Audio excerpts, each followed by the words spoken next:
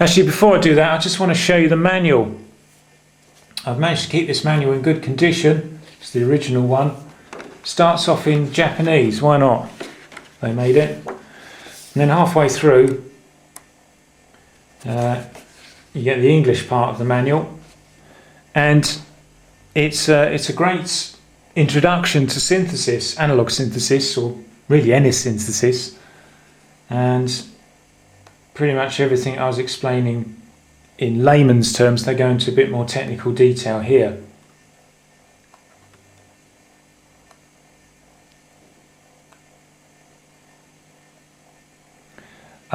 There is a hold. Oh, I didn't cover the top bits. There's external clock in for sequencing up with analog sequencers, or these days probably MIDI to CV converters. CV gate in, CV gate out, and a hold. The hold's acting as a pedal, and they recommend the DP2, but many pedals will work. They then talk about how to connect it up with some classic sequencer like the CSQ600, which gets a mention there, and they go on to talk about applying effects and everything. The Lexicon reverb on one of these sounds tremendous. There's a mod grip, and then which gets applied to the edge. Never bothered with that, doesn't appeal to me. But then you get a load of sample sounds. Perhaps I'll program one of these for you now. Perhaps I'll do a horn. Let's see how close it gets to the horn. You do realise that everything that I'm doing here is on an analog synthesizer, which is not going to sound as realistic as a digital synth, which recorded its waveforms directly from the source instrument. What I'm trying to build you up, what I'm trying to say is that it ain't going to sound particularly like a horn.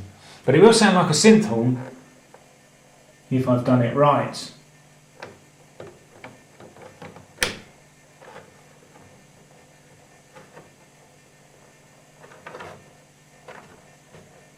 Let's see now. Excellent. Well, I'm sure that should be a medium. A horn, ladies and gentlemen.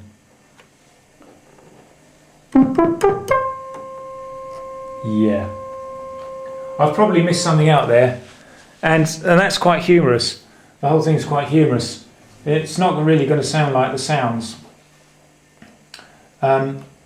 I don't think that matters one iota. I think you want to play this and you want to own this as a synth. It's got to sound like a synth. So let's get playing with a few different sounds here and see what we come up with.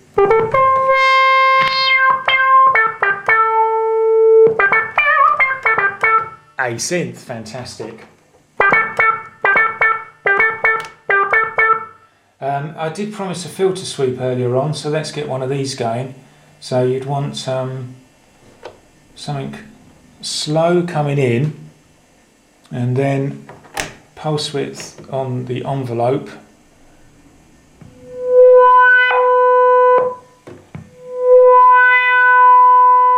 Excellent. Perhaps I do know what I'm talking about here. Programmed on the fly for you there, viewers. Using that in conjunction with the frequency and resonance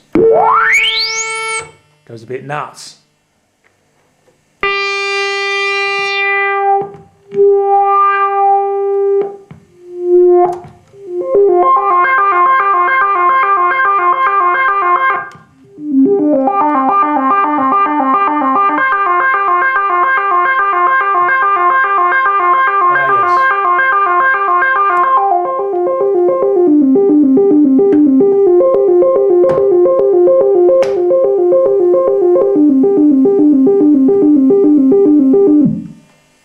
As I say, I like things to sound artificial. It's an analog, not digital. So if I set the arpeggiator back on again, play D minor 9.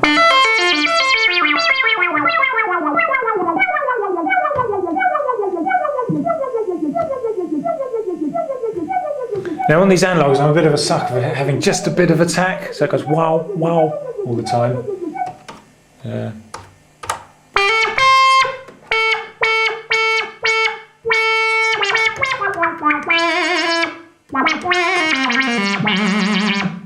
etc. So I've demonstrated how to program the thing. I'm going to leave it there for today, but if you've got any comments or you want me to show something else about the synth, please do comment back at the website sci-fi-funk.com in detail, or if you want to pass a quick comment on the YouTube channel sci-fi-funk.com. Till next time then, it's been Steve from sci-fi-funk.com, and next time I think I'll do the CASIO CZ1.